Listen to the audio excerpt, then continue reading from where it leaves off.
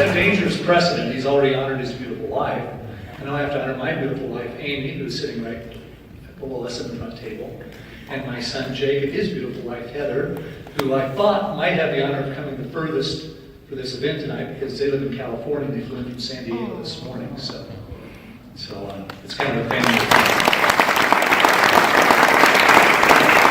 In fact, a quick story about Amy, she'll probably blush, but it's worth it because when you're on the road like I was for 25 years, and that means she's the lawnmower, the garden planter, the snow remover, and whatever else. It's funny, I retired 3 or 4 years ago and she's still the snow blower, gardener, and a lawn cutter. It's funny how that works. I'd be remiss if I didn't also recognize just briefly that some other family members are here. We have a brother and sister and a niece and a nephew here, and their husbands and wives, and I thank them for coming down for it. Before I forget, and I have to mention family in this note, my radio mom's kind of here tonight. I have to be talking about Judy McDonald, because Judy and John were two of the most influential people, probably, as you didn't actually hear on the video. That's one of the things I said that didn't make the cut. But when it comes to probably what I did in radio, John McDonald had the most influence on me of anyone. And like I said, Judy was kind of our radio mom. We were kind of in our 20s during that era, and they were kind of the reassuring hand there. I've been told I've only got 5 minutes, but you give an open microphone to a guy that used to talk for 2 hours every day. You really think 5 minutes? I'll make it 5 minutes, because all I've got to do really is thank some people. I want to thank my GMs. Only had 4 GMs through the 40 plus years I was working there. John McDonald, Sharon White, Tim Marshall was actually a GM for a while, and Dallas Nam. And they were great GMs, and they let you work. They told you where your goals were, what you wanted to do, and they let you go. Also have to mention some PDs, or as we call them now, operations managers. Dirk Christensen, he's not here, but I think the other 3 are Bill Boyer, Mark Reed, and Andrew Mim, all provided great direction. I was going to thank the video crew, and I think the NBA folks already did that, but I want to mention one quick note. Casey from NTV is their drone driver.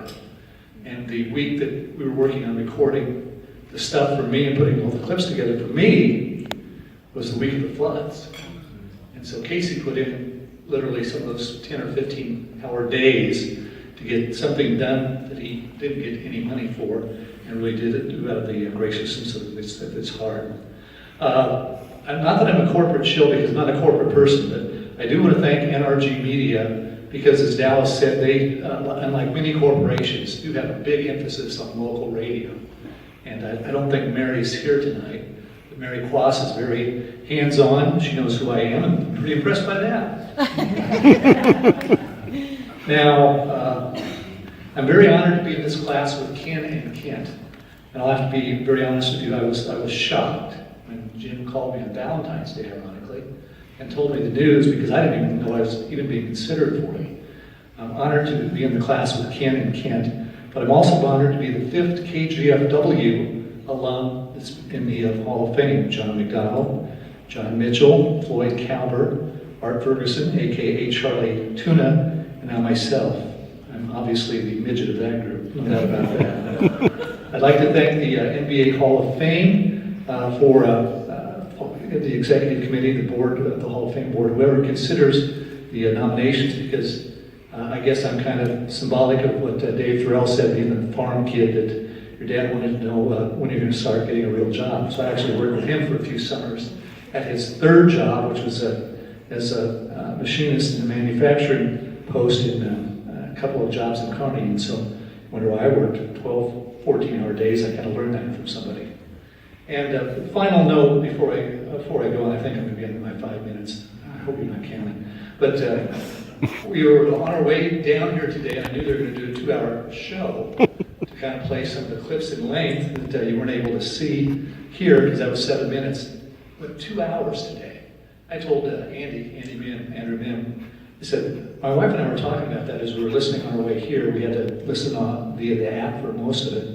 You know, if somebody heard this show, and you kept hearing people say, Steve was Steve was. They want to know who the dead guy was. Because they just did a 2-hour trip. Some people have called me the dead guy before because I'm such a calming influence. That's just the way it goes. Thank you very much. I appreciate it.